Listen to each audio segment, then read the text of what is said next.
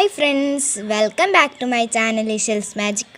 അപ്പം നമ്മളിന്ന് ഉണ്ടാക്കാൻ പോകുന്നത് ഒരു ടേസ്റ്റി ആയിട്ടുള്ള ഒരു സ്പെഷ്യൽ കപ്സയാണ്. പിന്നെ ഇത് നമ്മൾ ഉണ്ടാക്കുന്നത് റേഷനരി ഉപയോഗിച്ചിട്ടാണ്. വളരെ ടേസ്റ്റി ആയിട്ടുള്ളൊരു റൈസാണ്. റേഷനരിക്ക് ഒരു പ്രത്യേക മണമല്ലേ, ആ മണമൊന്നും ഈ റൈസിന് വരില്ല. പെട്ടെന്നൊന്നും ആർക്കും കഴിച്ചു നോക്കിയാലും കൂടി മനസ്സിലാവില്ല അത് റേഷനരി കൊണ്ട് ഉണ്ടാക്കിയതാണോ എന്നൊന്നും. വളരെ ചിലവ് കുറഞ്ഞൊരു റൈസും കൂടിയാണ് ഇത്. കുറച്ച് ചിക്കൻ ഉണ്ടായി തന്നെ നമുക്ക് വീട്ടിൽ ഇത് ഉണ്ടാക്കാൻ പറ്റുന്നതേ ഉള്ളൂ. അപ്പം നമുക്ക് വീഡിയോയിലോട്ട് പോവാം. നമുക്ക് എൻ്റെ ഉമ്മച്ചിൻ്റെ സ്പെഷ്യൽ കപ്സ എങ്ങനെയാണ് ഉണ്ടാക്കുന്നതെന്ന് നോക്കാം. അതിനു മുമ്പായിട്ട് ഇതിലേക്ക് എന്തൊക്കെയാണ് വേണ്ടതെന്ന് നോക്കാം. ഇത് കുറച്ച് റേഷനരിയാണ്. ഇപ്പോൾ ലോക്ക്ഡൗൺ കാലമൊക്കെ അല്ലേ, അപ്പോൾ എല്ലാവർക്കും റേഷനരി കിട്ടാറുണ്ടല്ലോ, മുഖ്യമന്ത്രി എല്ലാവർക്കും തന്നിട്ടും ഉണ്ടല്ലോ. അപ്പോൾ ഇത് ഉപയോഗിച്ചിട്ടാണ് ഇന്നത്തെ കപ്സ നമ്മൾ തയ്യാറാക്കുന്നത്. ഇത് ഞാൻ പച്ചവെള്ളം കൊണ്ട് ആദ്യം ഒന്ന് നന്നായിട്ട് കഴുകിയെടുത്തതാണ്. പിന്നെ നമ്മൾ ചെറുതായിട്ടൊന്ന് തിളപ്പിച്ചെടുത്തതിന് ശേഷം ഇതിലെ വെള്ളം വാർത്ത് കളഞ്ഞിട്ട് ഇതിലൊന്നുകൂടി പച്ചവെള്ളം കൊണ്ട് കഴുകിയെടുക്കുകയാണ് ചെയ്തത്. അങ്ങനെ ചെയ്താൽ റേഷനരിയുടെ മണമൊന്നും ഉണ്ടാവില്ല. ഞാനിപ്പോൾ അതെല്ലാം ചെയ്തു വെച്ചതാണ്. അല്ലെങ്കിൽ ഈ റേഷനരി തിളക്കുമ്പോൾ നമുക്ക് ഇഷ്ടമല്ലാത്തൊരു പ്രത്യേക മണമൊക്കെ വരും. അതുകൊണ്ടാണ് നമ്മളിങ്ങനെ കഴുകുന്നത്. പാത്രം ചൂടായി വരുമ്പോൾ ഇതിലേക്ക് കുറച്ച് സൺഫ്ലവർ ഓയിൽ ഒഴിക്കുകയാണ്. ഈ എണ്ണ ഒന്ന് ചൂടായി വരുമ്പോൾ നമുക്കിതിലേക്ക് പട്ട, ഗ്രാമ്പു, തക്കോലം, പിന്നെ കുറച്ച് ഏലക്ക കൂടി ഇട്ട് കൊടുക്കണം.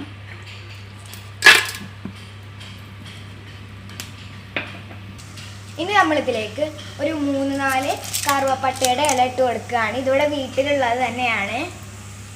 ഇനി നമ്മളിതിലേക്ക് കുറച്ച് വലിയുള്ളി ഇട്ട് കൊടുക്കുകയാണ്. ഇതൊരു 5 സവാള മുറിച്ചെടുത്തതാണ് ഇതിലേക്ക് ഇട്ടിട്ടുള്ളത്. ഇവിടെ കുറേ അധികം ആൾക്കാരുള്ള വീടാണ്, അതുകൊണ്ടാണ് ഇതിൻ്റെ ഫുഡിൻ്റെ ക്വാണ്ടിറ്റി ഒക്കെ കൂടുതലാണ്. പിന്നെ ഇവിടുത്തെ ഉച്ചക്കത്തെ സ്പെഷ്യലാണിത്. ഇനി ഇതിലേക്ക് നമ്മൾ കുറച്ച് ഉപ്പിട്ട് കൊടുക്കുകയാണ്.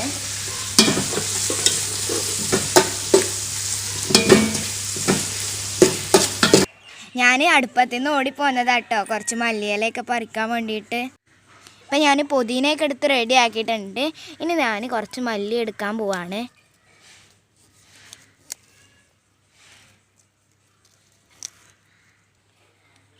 ഇപ്പം നമുക്ക് ആവശ്യമുള്ള സാധനങ്ങളെല്ലാം കിട്ടിയിട്ടുണ്ട്. ഇപ്പം നമ്മുടെ ഉള്ളിയൊക്കെ നന്നായിട്ട് വാടി വന്നിട്ടുണ്ട്. ഇനി നമ്മളിതിലേക്ക് ഇഞ്ചി, വെളുത്തുള്ളി, പച്ചമുളക് ചതച്ച് വെച്ച പേസ്റ്റ് ഇട്ട് കൊടുക്കുകയാണ്. ഇപ്പം ഞാനിതെല്ലാം ഇട്ടിട്ടുണ്ട്. ഇനി നമുക്കിതൊന്ന് നന്നായിട്ട് ഇളക്കി കൊടുക്കണം. ഇപ്പം ഇതിൻ്റെ പച്ച മണമൊക്കെ മാറി വന്നിട്ടുണ്ട്. ഇനി നമുക്കിതിലോട്ട് തക്കാളി ഇട്ട് കൊടുക്കാം. ഇപ്പം ഇത് അത്യാവശ്യത്തിന് വാടി വന്നിട്ടുണ്ട്. ഇനി നമ്മളിതിലേക്ക് കുറച്ച് മുളക് പൊടി, മഞ്ഞൾപ്പൊടി, അതുപോലെ തന്നെ കുറച്ച് മല്ലിപ്പൊടി കൂടി ഇട്ട് കൊടുക്കുകയാണ്.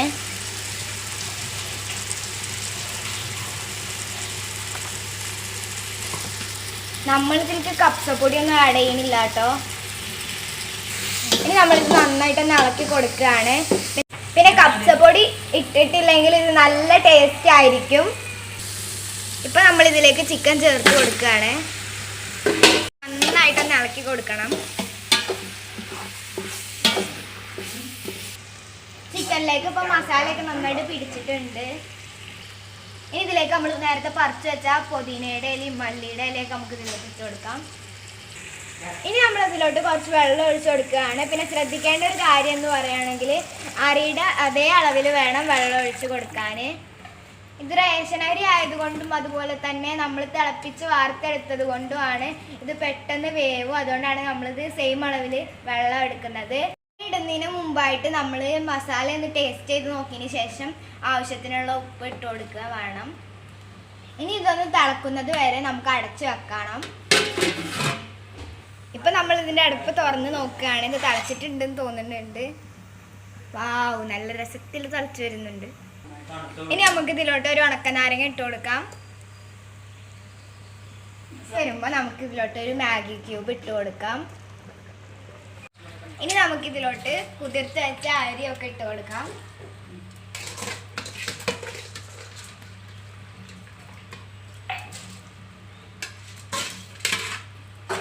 ഇനി നമുക്കിത് നന്നായിട്ടൊന്ന് ഇളക്കി കൊടുത്തതിന് ശേഷം കുറച്ച് നെയ്യ് ഒഴിച്ച് കൊടുക്കാം.